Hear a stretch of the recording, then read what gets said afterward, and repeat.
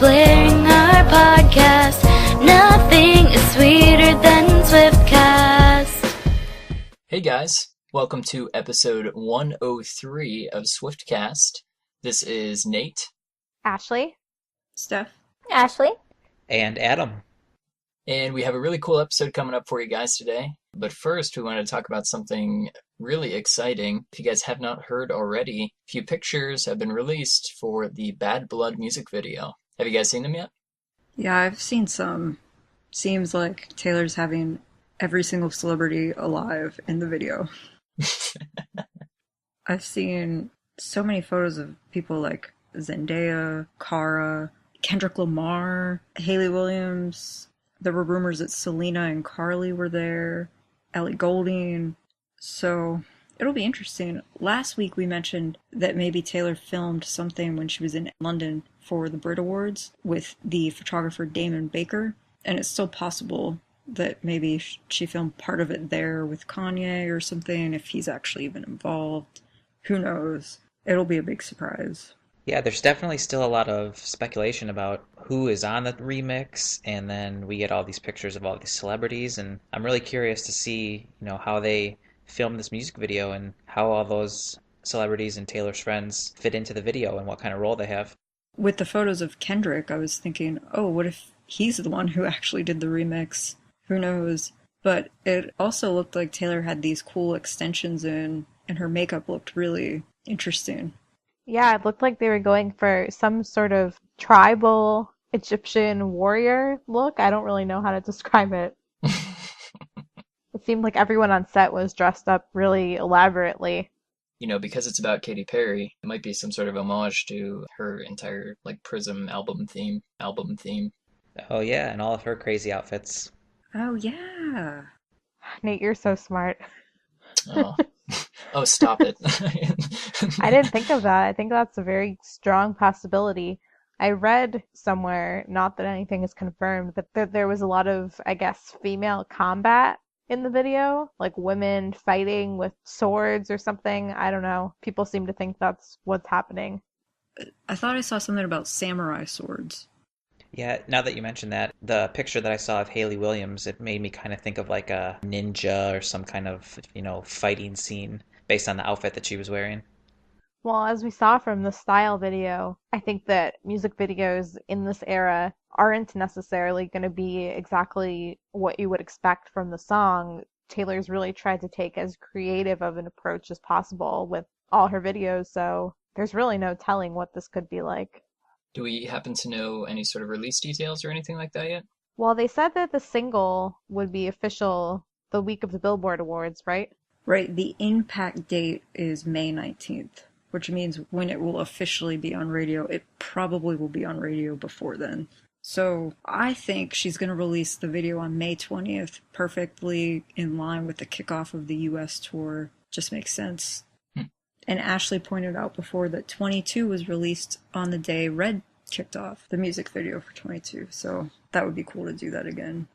Nice. Well, I'm definitely excited to see how it all unfolds. This is one of my favorite songs on the album. I think it's a great choice for a single. I think it will do very well.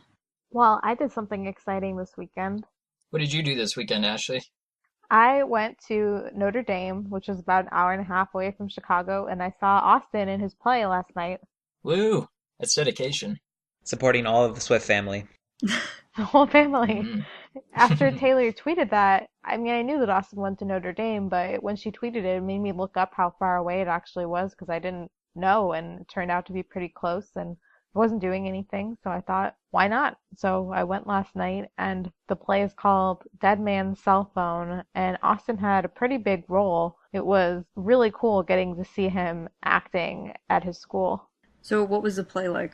I don't really know how to classify it. I feel like it was sort of a hybrid between a drama, comedy, and almost like fantasy. It was a very unusual plot. Basically, it was about this guy who dies, and a woman, a stranger, finds his cell phone, and then all these people start calling the phone, and she's answering, and one of the people is the guy's brother, who's played by Austin. And so then she gets to know this guy's family, And then she goes off to another country to try and conduct business for this guy who died, and then she gets killed by this lady, but then she comes back to life so that she can be with Austin. Wow. Nice. That's quite a plot, really. Taylor should write a song about that. How did Austin actually do as an actor? He was really good. He had a lot of time on stage, and I would have loved to see him. I don't know if he sings at all, but in a musical or something, I feel like that would be awesome. But getting to see him in more of a dramatic role was really cool. It also said in the program that he is a film and television major at Notre Dame, which I didn't know. I wonder if he's double majoring in that and something else, because I thought he was studying business. Yeah, I don't know. Maybe it's something he'd like to do on the side. Well, I did see that Andrea and Scott went to see the play earlier in the week, so that's good. Yes, I heard that they did, and unfortunately, it doesn't look like Taylor got to catch one of the shows, but it only ran for a few days, so I'm sure he understood with everything she has going on right now. She had a busy week this week. Overall, that sounds like a really awesome time. I'm sure you're glad that you went. Yeah, I would definitely go see him in another production. I'll have to keep my eye out if he does anything else. Well, one more piece of news before we move on to the rest of the episode is our giveaway that's going on right now, which is on our Twitter at Swiftcast13. The tweet is pinned at the top of our page, and if you retweet it, it's open worldwide. You could win a rare 2013 Billboard magazine with Taylor on the cover, and that ends on April 26th, a week from today. So make sure you enter, and we are going to announce the winner on next week's episode 104. So now this week we're going to put a twist on our older tweets segment and talk about Taylor's older tweets from the ACM Awards. Yes. Do you realize Taylor has been attending the ACM Awards since 2006? It's really the award show she's attended the most out of any. And sadly, tonight was probably the last time she'll go, for the foreseeable future at least. But it's really fun to look back on these old tweets. The first one that we have is from April 18th of 2010. Taylor wrote, "I painted a tiny 13 on my wrist with eyeliner. Wish me luck. Or vote? ? And then she encouraged fans to vote for her for the ACMs. Oh, back to the days when she painted the 13 on her hand all the time. Well, the next one comes from the following year, April of 2011, and Taylor tweeted, "Just woke up and saw that Taylor Swift ACMs is trending. What a wonderful surprise this morning." I bet it's trending again now. Yeah, probably something to do with her acceptance speech was trending today.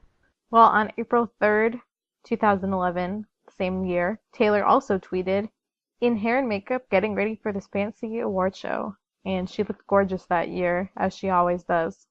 Our next one is from April 1st, 2012. Taylor tweeted, "Just got to Vegas, ... my luggage tag." And she posted a picture of her luggage tag, which had a number 13 on it, and also a picture of the Vegas skyline from her hotel, I think.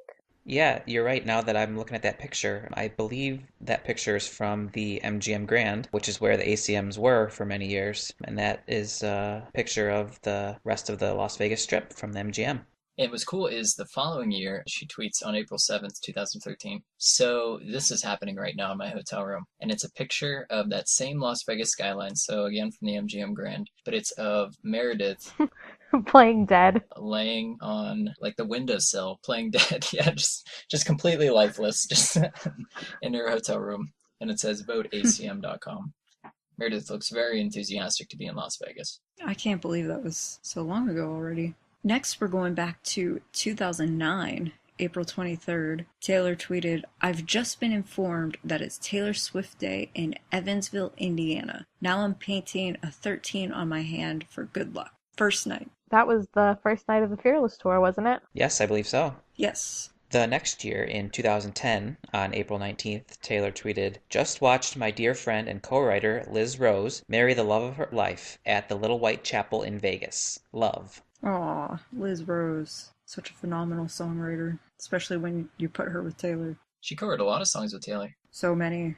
Well, our last one from April 23rd, 2012, being the girl sitting alone in the cafe, taking a picture of her latte, if that's a thing. I remember this picture. I'm pretty sure this was from Fido, which is a coffee shop right in Nashville near where she lives. Also in this picture, she had the Wonderstruck coin purse on her table, which everyone was looking for after that, and they ended up adding it to her website because it was so popular. Cool. Do you have one? I do. I never use it because it's so special. Nate, do you have one? I do actually. I never use it because it's so special. I have to say I do not have one. We're missing out. I don't have one either, so I guess I'm missing out as well. So those were some fun tweets. But now we're going to be moving along to our next segment, Keeping Up with Swift. So tonight, the night that we're recording this, was the ACM Awards, and I hope many of you watched Taylor accept her award tonight for the Milestone Award. And it was a really touching, just like heartfelt award acceptance, basically. What happened was they showed this video montage of Taylor at each of the ACM Awards beforehand. And before this video, I hadn't realized that Taylor, like Steph said earlier, had been to every single ACM Awards leading up to the date. Yeah, this was, I think, emotional is the best way to describe it. Seeing the video montage of Taylor throughout the years, Mama Swift was in the montage, Taylor's iconic performances, like the first time she did Should Have Said No, which was insane. I remember just sitting there watching it and just being astounded. And I almost died when I realized the video included footage from rehearsals for tour. Also, that was pretty insane. Yeah, we weren't able to get a huge glimpse, but it was really the first time we've seen anything out of tour rehearsals. It was really just a couple second clip that showed Taylor facing the stage and then turning around to face where the crowd would be, and kind of like in a mid-dance move. So it was really hard to interpret what specific song it might be, but it was good to get a peek. I think you interpreted every single second of that clip. Good job. We are going to memorize those hand motions and figure out what exact song it goes with later. Yeah, I almost didn't catch it. I actually thought it might have been some footage from when she had like videos and pictures from rehearsals for Red. Yeah, I had to rewind it because I was in shock that they were actually going to show this. So I watched it several times. And I thought that was going to be the best part of the entire award acceptance, but as soon as the video presentation was done, the best day actually was the trailer into Mama Swift coming out and introducing Taylor. I was in so much shock. Oh my God. Seriously, yeah. Emotional, touching speech given by Taylor's mom. And here actually we have some short clips from Mama Swift's speech. All the trees change. And now to present the Milestone Award, please welcome Taylor's mother, Andrea Swift.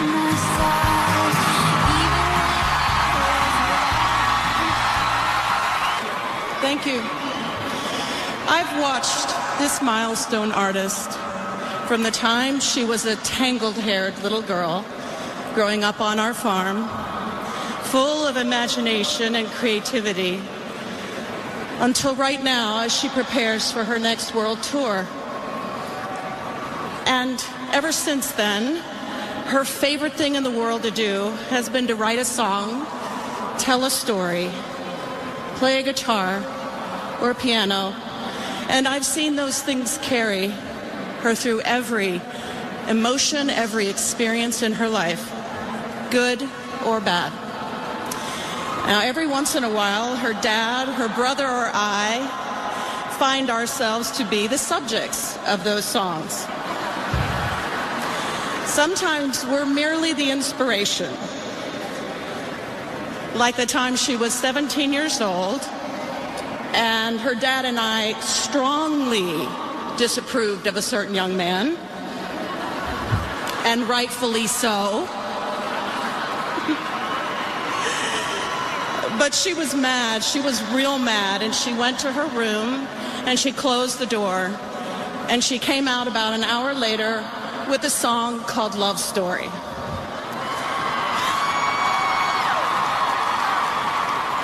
For many years, I was her constant companion, and I witnessed a young girl with very few friends become a young woman with many, learning to stand up for herself and the things she believes in.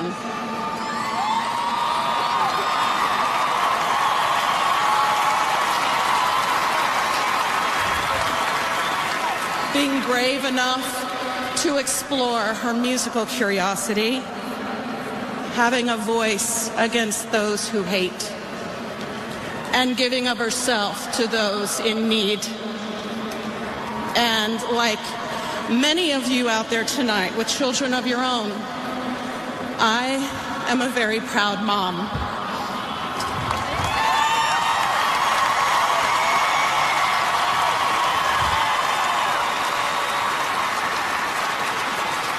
So I'd like to thank the ACMs for honoring her in this way, but I'd also like to thank the entire music community for taking such good care of her. And to the fans, I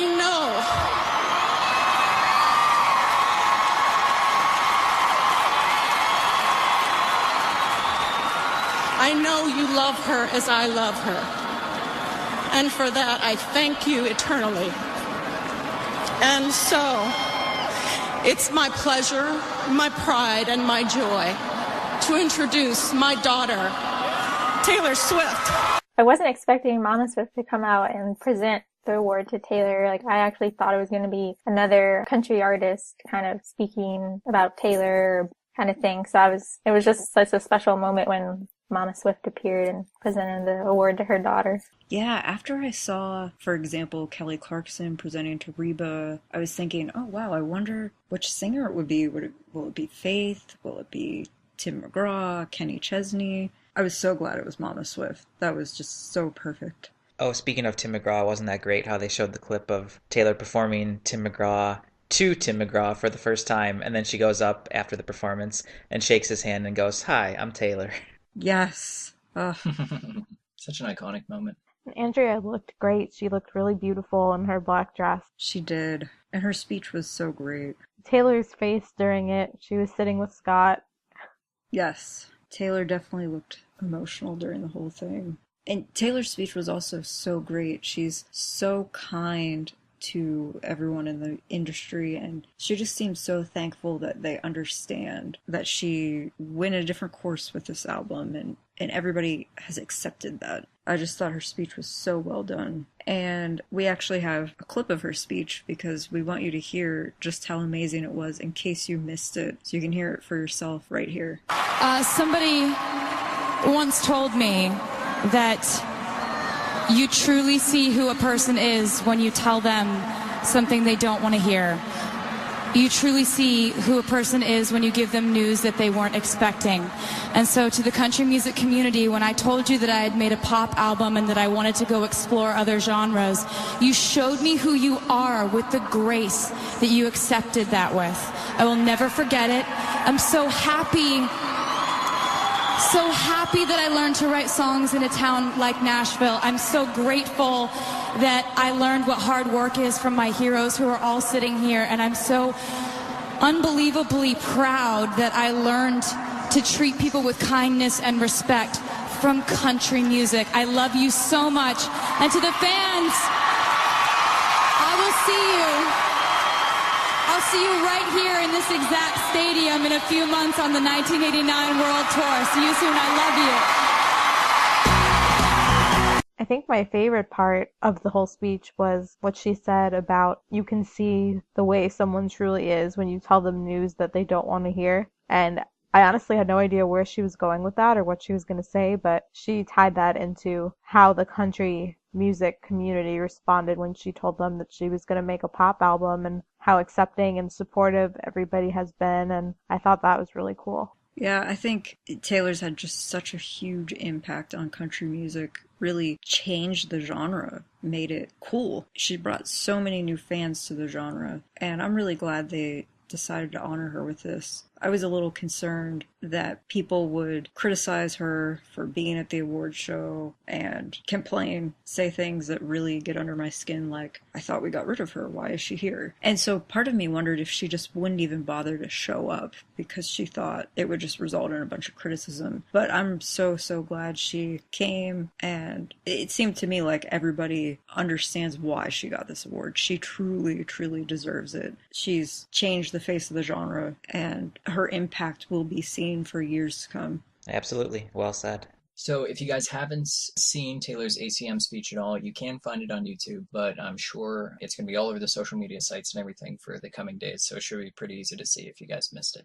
So our next bit of news, a wonderful surprise for you guys. If you guys have not already heard, Taylor Nation. Oh man, I'm excited. Taylor Nation squad on tour. Yeah, they made this secretive announcement about how they had this announcement coming up at 7:13 Nashville time. And so we were all sitting around all day speculating like maybe Taylor's going to add Fifth Harmony for dates when Haim's not there. Some people were saying maybe they'll take requests for B-stage songs. Maybe they're going to add more dates. All kinds of crazy theories. So I'll admit it was maybe a little anticlimactic announcement there, but it should be pretty cool because they're going to have a booth and you can go visit them. They said they'll have surprises there. Maybe they'll give away some merchandise or something. I'm excited to see what it's like. We'll have to see once the tour gets started what it's all about. I'm betting it will be very crowded at their booth. It seems like they're going to have a booth, right? Yeah, I think that's what they said. Seems like they'll have a specified area where you can go. So I expect it to be crowded, but should be exciting. So yeah, all sounds really exciting. I think it's going to be a welcome addition to the 1989 tour. In other news this past week, Wildest Dreams is featured in a new Toyota commercial from Asia, and if you haven't already seen it, it's really awesome and amazing. Do we still have a link for this? Unfortunately, the video was taken down. Yes, it was. And so we don't. But it was really good if you didn't get to see it, and hopefully it will come back. I think maybe somebody leaked it prematurely, so we'll keep an eye out. If there was ever a way for a commercial to make me want to buy a Toyota, I think this one did it. I just thought it was so funny because we always say how Taylor uses brands that she actually likes, food that she actually eats, and I just can still remember back when Taylor started and was getting success, getting recognized, and she did this interview and they were asking her about her car and she said she still had her Toyota and she named it Toyot. And she was like, well, yeah, its name is Toyot because it's a Toyota. I love that she supports brands that she actually uses because a lot of other people probably just do it for the money and publicity. So kind of makes me want to buy one too. I just thought it was so funny tying the lyrics of Wildest Dreams into a car that you're fantasizing about. Toyotas can be really tall if you get an SUV and handsome. Well, our next bit of news, Chart News has reported that 1989 is the first album to sell 1 million copies this year in the United States in 2015. We're not even talking about 2014 when it was actually released. 2015, it is at 1,015,000 albums. Isn't that incredible?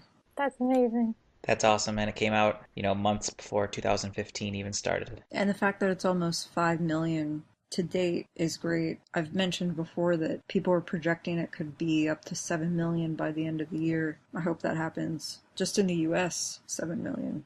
Well, my favorite piece of news from this whole week was, as we, I think, already knew, Taylor was on Time's current list of 100 most influential people, but what they did was, for each person on the list, they had another fellow celebrity write a piece about why they admired that person. And Mariska Hargitay, who plays Olivia Benson on SVU, wrote the little page for Taylor and said some really nice things. She wrote, Taylor Swift, megawatt talent, an extraordinary spirit, an impossibly charming blend of impishness, poise, and radiance to spare. All of it combines to rock me back on my heels every time I see her, both literally and figuratively. She's a woman who writes her own songs. That makes for music that's personal, of the moment, and impossible to resist. I'm amazed at how much earned wisdom Taylor threads into her work. She seems tuned into the greater good, and she embraces, thoughtfully and authentically, the chance to contribute to the world. I'm always trying to find the best words to talk to my kids and myself about growing up, but you can't top her beautifully articulated advice. The haters are gonna hate,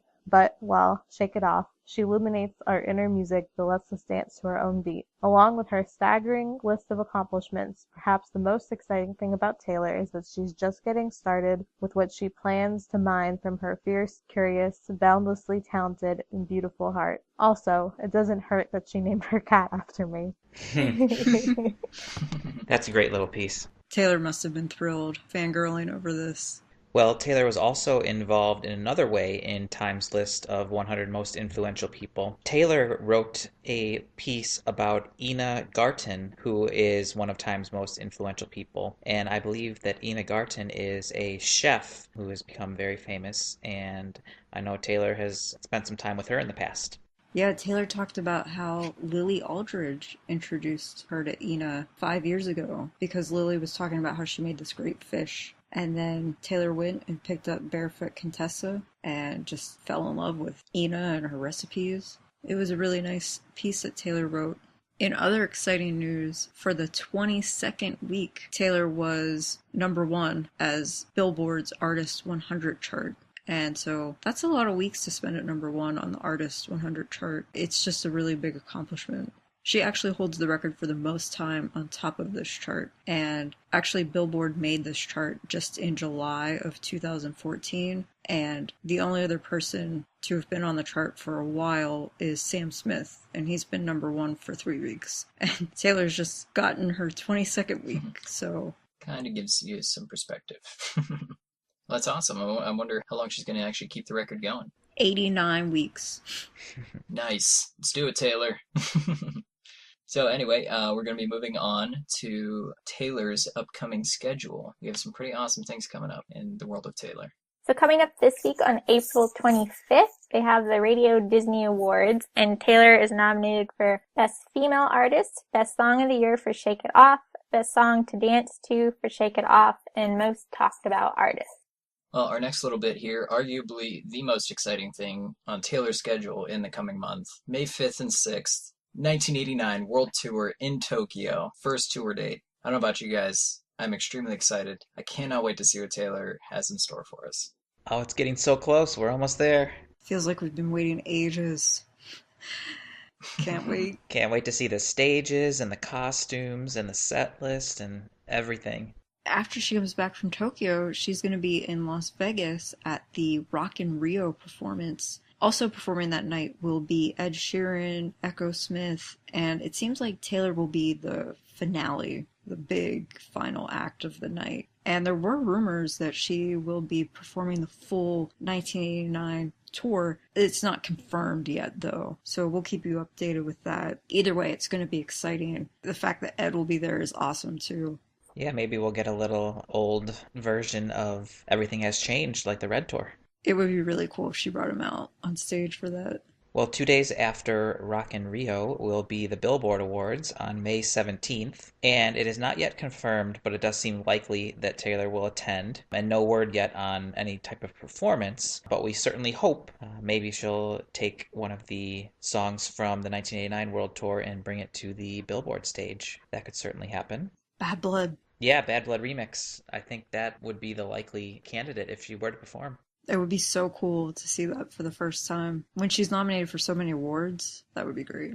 And the awards that she is nominated for are Top Artist, Top Billboard 200 Artist, Top Billboard 200 Album, Top Hot 100 Artist, Top Hot 100 Song, Top Female Artist, Top Radio Songs Artist, Top Digital Songs Artist, Top Digital Song, Top Streaming Artist, Top Streaming Song Video for Shake It Off and Blank Space, Top Social Artist, and the Chart Achievement Award. And wow, that was a mouthful. She's going to clean house at those Billboard Awards. Absolutely. What year was that? 2012? Where she won 8 of the awards?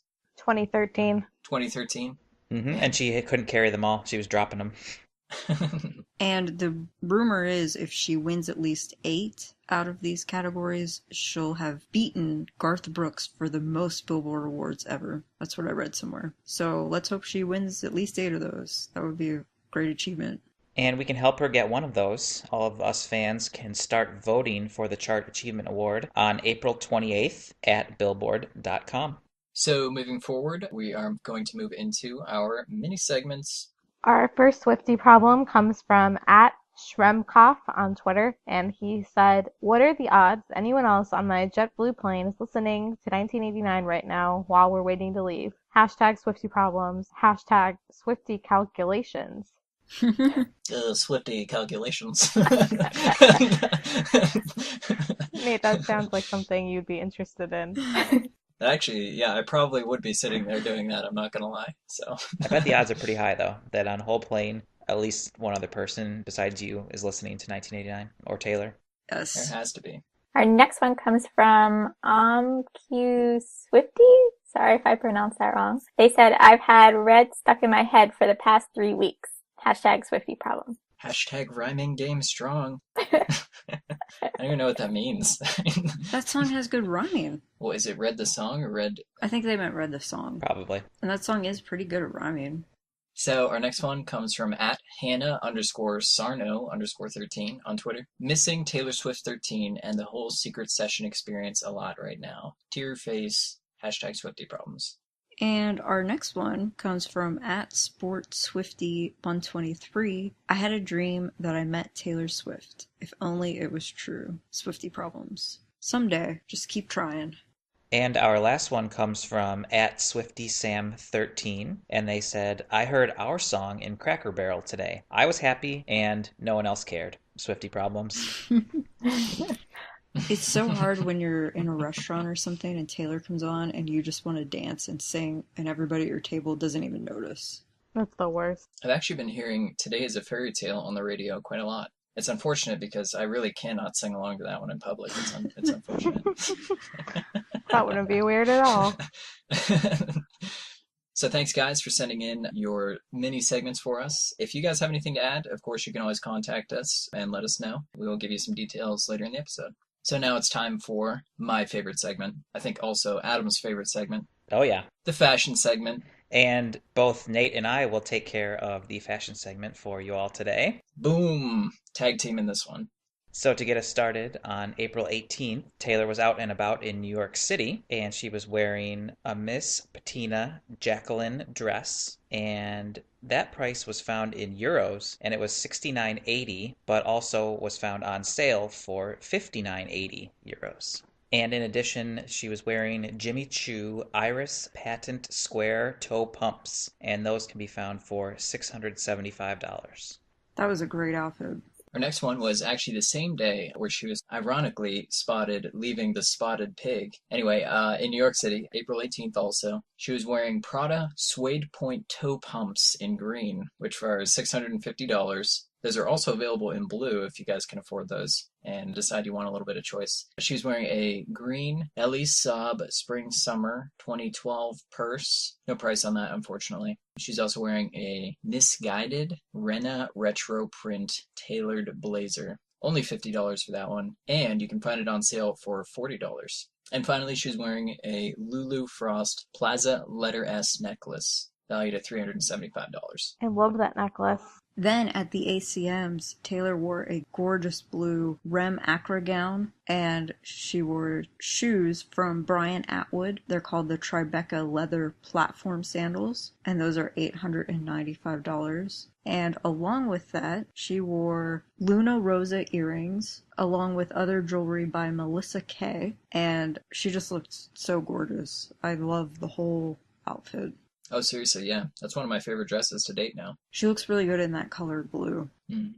Yeah, and it was kind of similar to the dress she wore to the iHeart Awards a couple weeks ago, but I think I almost like this one better. So tough to pick. It's funny because when you look over the years of all of Taylor's outfits at the ACM Awards, really, she always says that with her fashion, she wants to be able to look back at pictures and not cringe. And you can easily look at all of those photos from so far back, 2006, and she just looks great in all of them. She has such great fashion sense.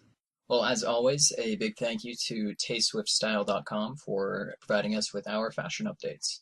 So now, for our main discussion for the episode, we are going to cover, in honor of the 1989 tour coming up, we are going to go back and discuss the Red Tour and everything about it. So, some basic facts about the Red Tour, if those of you who were not around or care to remember or what have you. So, the Red Tour officially kicked off. It was March 13th, fitting, of 2013, and it ran for a little over a year until June 12th, 2014. There were 7 shows in Asia, 6 shows in Europe, 66 shows in North America, 7 shows in Oceania, which would be Philippines and surrounding area, for a total of 86 shows. And the ticket sales actually pretty impressive. Taylor ended up grossing $150.2 million off of the Red Tour. I remember reading at the end of 2013 or 2014, I forget, it was the second highest grossing tour of the year. Only U2 beat her, so that's a big deal. You know, it's honestly incredible that U2 still does as well as they do. They're a great band. I'm just shocked. Yeah, I think their tickets are very expensive, which has a factor. Oh, is that why? This year, U2's doing something where they kind of reside in a few cities throughout the country and have a bunch of shows in one city. Should be interesting. I think no matter what, the 1989 tour will be one of the highest grossing tours of this year for 2015. Of all time. Of all time. Not even kidding.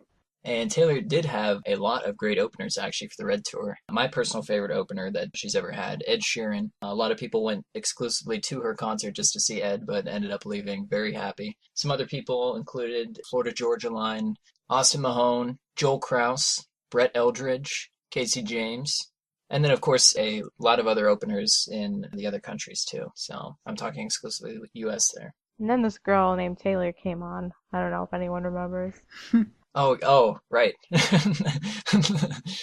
Not really the highlight of the show, just part of it. And one thing I wanted to note, I remember, and I don't know if you guys remember, but back at the Speak Now tour, before Taylor came on, you know, there's music playing in the background. The song that came on before Taylor took the stage was American Girl by Tom Petty. Is that right? By Tom Petty, right? Mm-hmm. Yep. Mm-hmm. And then during the Red Tour, after Ed was on, and while they were setting the stage for Taylor, and the music was playing over the loudspeaker, the very last song that came on before Taylor came on was not American Girl, but American Woman by Lenny Kravitz. Yes. Wasn't that so cool how she did that? That was one of my favorite things about the tour, honestly. And I keep thinking about what it's going to be now. I just can't decide. American Cat Lady. It should be like Queen. Maybe it will be like Royals by Lorde. I'll be your queen bee. Ooh, that would be appropriate. That would be a good one. Yeah. She's not just an American woman. Now she's like queen of the world. Somebody should write a song called that so that she can use it. Queen of the world. Taylor will write her own song about that. Yeah, I know. I've been listening to the radio this week and I'm just like sitting in my car and picturing what songs I can see like playing before Taylor comes out and like everybody dancing and stuff. Another great one that she had before she came out for the Red Tour was Icona Pop. Yes. Yes. Mm-hmm. Those are the two I immediately think of when I think of Red Tour. Yeah, that's just a great loud song that got people very pumped up. They played that one during, it was the crowd. The fan cam. The fan cam, thank you. And I was so hoping Icona Pop would come out as a special guest at some point. It just didn't happen. But for this tour, I think a really good one that would be similar to that Icona Pop song to get people pumped up is that Shut Up and Dance by Walk the Moon. Yeah. I could see that. That would be a good one. That's becoming very popular. It's on the radio all the time. Yeah. I think people would get really excited. I hope they do a fan cam again. That was always so much fun. I remember at the first two Red shows in Omaha, they did this thing where they took a panoramic photo of the whole crowd and then it was on Taylor's site and you could look for yourself based on your seat and even I think maybe download a copy of the picture, but then they stopped doing it. They didn't continue that and I was disappointed. Yeah, I didn't get to do that either. I was disappointed about that. I was at those two shows where they did it, but I wasn't actually in my seat at the time that they took the photo, so I was not in it either. But I feel like they probably are looking for so many cool things to do that they could definitely do something like that. And also, I'm just expecting that all the songs played before the show will all be songs by Taylor's friends. Mm-hmm. I'm expecting to hear Fifth Harmony, Ed, Sam, Lorde. I feel like that'll be the whole soundtrack. Yeah, Ellie Goulding, Selena. Yeah, that'll be good though. I'm excited. We should take a bet on next week's episode so we have time to think about it of what song we think will be played right before she comes on and see if any of us get even remotely close. Okay, let's do it. And you all should tweet us or email us. Tell us what you think. You probably have some good ideas. Yeah, what will be the song that is playing right as the lights go out and the curtain starts to raise? If that doesn't get you excited, I don't know what will. I want to die just thinking about that. Email me specifically. Just let me know what you guys think. And then I'm going to steal your ideas and use them next week. You know, I was thinking, and I'm a little disappointed about this, that because the opening shows in the US are in stadiums, I remember when I went to the first show of the Red Tour, because it was in an arena, you guys might be able to picture, whenever you are going into an arena, before you go into your seat, when you enter the main entrance of the arena by your section, there's usually like a curtain that they open that you walk through. Mm-hmm. Uh-huh. And I just remember when I was going on my way in for the very first Red show, stopping right before the curtain and just like taking a deep breath, like, oh my God, I'm about to see what the arena for the Red Tour looks like, and then going in. It was just so amazing. And then when I walked in, there was red logos everywhere, and seeing the stage for the first time. The stadium kind of takes that away a little bit because everything is more out in the open. Oh, it does, yeah. I forgot about that curtain because I've been to more stadium shows than I have arena shows. Oh man, I cannot wait. 1989. Almost there. I don't think I'm mentally ready in any way. Is everybody's reaction on May 5th when we hear about the Tokyo stuff? Everybody's going to be like, R.I.P. me. Yeah, definitely. That will be trending worldwide. So just to briefly run through the set list of the Red Tour, it was a pretty awesome set list. Of course, the famous show opener, State of Grace. Everyone remembers the curtain dropping and Taylor being there in that spotlight of glory. She followed State of Grace with Holy Ground, did an awesome drum performance with that, I remember. So after Holy Ground was Red, obviously, the album was named after this song. It was really cool. She did a lot of guitar. She had that red sparkly 13 guitar, I remember. And there was a lot of, I'm not sure what the dancing type is called, but flag waving, you know? I wish I was more literate in my... As a band geek, we called them silks. Silks, there we go. Well, after Red, she came out with a very unique version of You Belong With Me. It was like a Motown jazz style, really cool twist on You Belong With Me. After that was The Lucky One. I remember specifically just the long red gown that she wore and just like the dramatic stage performance that went along with that. After The Lucky One, her hit Mean, and when she did Mean this time, it was a solo performance. She actually sat out in the middle of the catwalk it was like a treasure chest, and she did a banjo performance of Mean. It was very cool. Song 7, which unfortunately was later removed on the set list, it was Stay, Stay, Stay, and it was a mashup with Ho Hey by the Lumineers, and it was really cool. That was one of my favorite songs on the set list, and I was sad to see that it was removed. Yeah, I was so sad too. I remember Amos acting like a goofball as he's playing the bass, you know? That was great. Afterwards, it transitioned into 22. There was a really cool video beforehand of Taylor as she grew up. It was really well put together, and it transitioned into her turning 22, and she came out, and that was the song, actually, that she walked through the crowd with over to the B stage. So I remember, depending on the show, they either carried her or she just kind of walked through, but anyway, very well done. Well, this is really cool for a lot of people, myself included, especially if you had tickets in the right area. For the B stage, Taylor always performed a special surprise song that she changed up every night. Sometimes it was from the current album Red. A lot of times, though, it was from her previous albums. You got to hear a lot of classics, you know, Tim McGraw, White Horse, Teardrops on My Guitar. Basically, she went through her entire discography, and it was always this acoustic set that she did with these songs. It was awesome.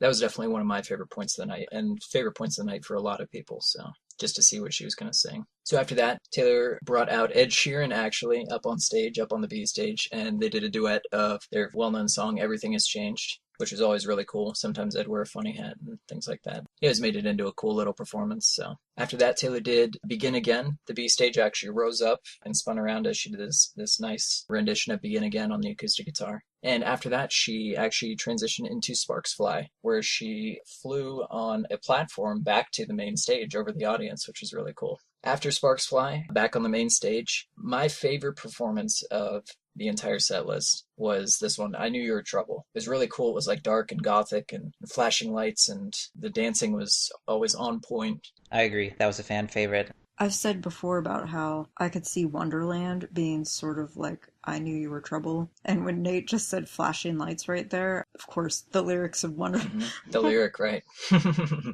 That was another one of my favorites. I loved how dark, and the change up she did with it was so cool too.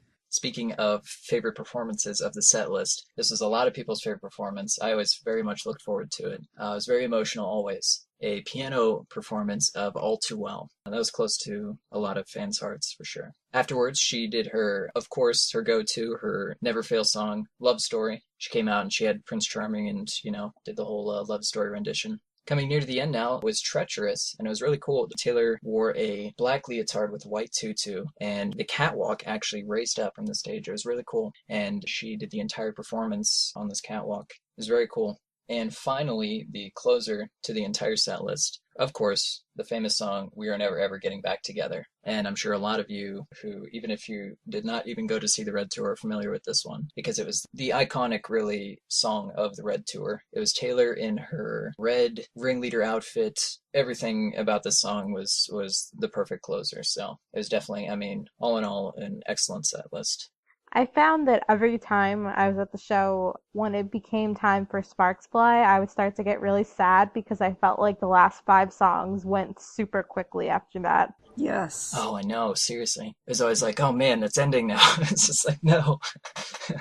Sort of in the whole first half of the show, I would always be anticipating getting to the B stage because I would be so excited to hear what the surprise song would be. So I would almost, in my head, be like, hurry up, I can't wait for the B stage, even though I obviously loved every other performance. But then by the time she'd get there and when she'd start heading back, I'm like, the show's already over. Even though there were already 5 more songs, it just seemed to fly by so quick. Yeah, I felt the same way for really every tour. After the B-stage songs, I always started to get depressed. There is such a thing as like post-concert depression. Yeah. Oh, absolutely there is. I suffer greatly from it. But we found the cure, which is always just find another concert. It's true. The problem is when the tour ends. And so when the Red Tour was over, we were lucky enough to go to the final show in Nashville, and then it was major post-concert depression. And to think that we're finally here, finally, it's almost time for 1989. Well, what were some of your guys' favorite songs from the set list? Did you guys have any? Oh, so many. I Am With You. I really did love the Trouble performance, along with All Too Well, which is really lyrically probably will always be my favorite song, just if you only look at the lyrics. Oh, for sure.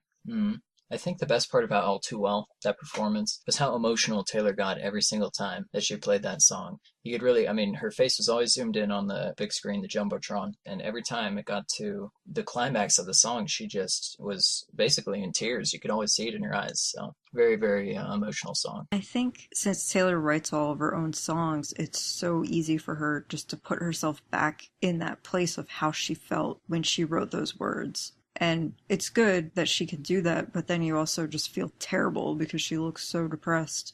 But I think she knew it was lyrically a masterpiece and really wanted to share it with us because so many of us relate to that song, too. Yeah, I love the emotion that she had in that song and the one line, which you probably all remember. I love it how she takes this line and she basically shouts it. That's how emotional it is. And it's the line that goes, "Hey, you call me up again just to break me like a promise." And then it cools down a little bit with "so casually cruel in the name of being honest." But she basically shouts that first line and it's so intense and it's just awesome. And it's so funny you mentioned that line because I remember just reading about how during Speak Now rehearsals, Taylor actually just wrote All Too Well during that time. And I guess Andrew was there and was telling people how that was the line that really struck her. I guess Andrew got to witness the whole thing and the band thought she was rehearsing like a Speak Now song and realized, oh, no, wait, she's writing a song right now. Wow, cool. Yeah, that's definitely my favorite performance, I think, maybe of the whole tour. But the other ones tied with it, for me, from the Red Tour would have to be 22 and Holy Ground. Yes, Holy Ground is incredible. Last week I mentioned how I love seeing Taylor on percussion. I was a percussionist myself, and I love that she can do so much everywhere, not just piano, guitar, banjo. She truly rocked out on those drums for Holy Ground. And then regarding 22, I love just how fun of a vibe that song has. You know, it was the transition song to the B stage, and you had all the dancers, and once they got to the B stage, they were all up there and just having a great time, and that's such a party anthem song. It fit perfectly for a transition. Yeah, and I never got sick of seeing the video of Taylor as a child. I memorized every single word from every clip in that video, and I just loved it so much. And I thought the dancers really did such a great job. I mean, in the whole show, but especially in this number. I loved the routine that the dancers did after they went to the B stage. Oh, it was so well coordinated, those dancers up on the B stage. Do you guys remember it was one of the last Nashville shows when they all were pounding on the ground? Oh, that was so cool. That was the coolest thing ever. They were basically bowing down to Taylor. Was that the first night in Nashville? I think it was. Yeah. Like I said, queen of the world. Well, I have to say for me, I really enjoyed getting to see Stay, Stay, Stay, because as Nate said, later on during the tour, it had gotten taken off the set list. It is just such a fun song, like, to get to watch her perform, and she came out, like, in a Letterman jacket and everything, and I just really enjoyed it. It was a lot of fun. It actually made me like the Ho Hey song a lot. I downloaded it. Oh, for sure, right. I've always wondered why it was cut. The big mystery. I think sometimes maybe cities have ordinances about how late you can go, and maybe the show was running too late, but I don't know. I really liked that song. Well, there were so many amazing guests throughout the Red Tour. It seemed, well, it definitely was the biggest number of guests I think that she's had on the tour so far. I think so, yeah. I think she's going to top it with this one, though. Did you guys have a favorite guest? I was really lucky. I got to see Patrick Stump of Fall Out Boy and Hunter Hayes. Oh, that would have been awesome. So I actually got to see two, and previously I had never seen any, ever. So that was really cool, but I have to say, seeing Taylor perform with Carly Simon, You're So Vain, I wasn't there personally, but seeing it on video was incredible. Because Taylor has been talking about Carly Simon, You're So Vain for so many years. She tweeted like years ago about how she and her family always debate which person Carly Simon actually wrote this song about. So it was like seeing Taylor's dream come true. It's really cool. Can I be bold and say J-Lo? Jenny from the Block. I mean, come on. How awesome was that performance? Jenny from the Block. Every time I think about that song, it just gets stuck in my head. That's all I can think about. That was truly awesome. I loved how Taylor explained that that was her hairbrush song. Yeah, she did. Yeah, I was lucky enough to see the last three in Nashville, which were Luke Bryan, Rascal Flatts, and Hunter Hayes. And I loved Luke Bryan, but if I could have picked any of the guests to have seen, I probably would have picked either Patrick Stump or Pat Monahan. Drive By was Pat Monahan, right? Yeah, that was in New Jersey. Such a great song. And one that we haven't mentioned yet that I really liked was Atlanta, when B.O.B. came, and they were able to do both of us. Maybe this year in Atlanta, they'll be able to do that again, I wonder. Because he's come out twice now, right? In Atlanta? Yeah, they did Airplanes on the Speak Now tour. Mm-hmm. No wonder, keep the tradition going. Honestly, though, if I really had to pick my favorite, I would pick Ed. Yes. I See Fire in Germany and Lego House in England. Those were both incredible. Another thing that's funny to think about, just because Bad Blood is coming out as a single now. When Sarah Bareilles came out, Taylor did a whole introduction, and she made this speech about how unique and original Sarah's song Brave is. And it was around the time Katy Perry's Roar song was coming out, and people were accusing Katy pretty much of copying it from Brave, because I guess they sound sort of similar. And so once Bad Blood came out on Tumblr, people remember and figure this stuff out. I don't know how, but they were posting on Tumblr like, oh, remember that time Taylor sort of shaded Katy in a way with that intro speech. But that's a great song too. That would have been a really cool one to see live. And then some of the other guests we haven't mentioned included Nelly, Neon Trees, Cher Lloyd, Ellie Goulding in the US and in the UK. Gary Lightbody for The Last Time, which became the music video for that song. Rascal Flatts. And then also in the UK was Sam Smith, and he was a new up-and-coming artist. Taylor liked him, and now look where he is. I had no clue who he was when he came out on stage for her. I was like, who? They did Money on My Mind. I've still never even heard that song. Yeah, and then his next song just blew up. Well, now let's take a moment and we're going to talk about some of your guys' favorite moments that you submitted to us. So our first one comes from @MarthaHartstay. Her favorite moment was, in all caps, Carly Simon at Gillette. Simple and to the point. Boom. Our next one is from @Lissa13. I walked up to the sound booth and a guard told me to leave, but Andrea was like, no, leave her alone. And she hugged me and told me that Taylor loves me and that she also loves me. Our next one comes from @JenFearless13, and she said, Grant's guitar pick landing on my shoe. That's pretty cool. I never did get a guitar pick from Grant. Also, we have one from Red13Taylor1 on Twitter, and they said, when Taylor sang All Too Well, it was so emotional and it's one of my favorite songs. I think all of us can certainly agree with that. Well, our next one is from @ParallelWorld18, and they said her All Too Well performance, acoustic performances, and I Knew You Were Trouble because it's so bomb. I like that. It's so bomb. Agree. Nate also agrees. We didn't mention it earlier, but the bass in that song was just incredible. It was so loud and thumping. Yes. Oh, it was. It was awesome. Especially when you were in pit. Just like, boom! Like, what just happened? Our next one comes from @SlaylerStew19. They said when Taylor said, I'm going to try and pronounce this, Mahal Kita Manila, which I believe translates to I love you Manila. And this is when Taylor was in the Philippines, and it says, Philo Swifties gone wild that night. Smiley face. Yeah, she always tries to learn a little bit of the language, which is awesome. So our next one comes from MarySwifty12 on Twitter. Going to my first ever concert at #RedCharlotte and hearing her perform Tim McGraw live. That is pretty awesome, I gotta say. I was fortunate to hear Tim McGraw live also in Toronto. Our next one is from @TorySwift13, and she said, seeing Taylor for the first time live in Fargo. I got a guitar pick too. It's pretty awesome. Well, all I know is that as amazing as the Red Tour was, I have no doubt in my mind that the 1989 tour is going to top it. No doubt. Agreed. We thought that it would be hard for the album to top Red, but it did by a million light years, so I just can't even imagine what the tour is going to be like. Yes, send us your predictions, because next week we're going to be giving our final predictions, because that's it. We're 2 episodes away from tour. Well, and remember to send us your ideas on what will be the final song that is played over the loudspeakers before Taylor takes the stage.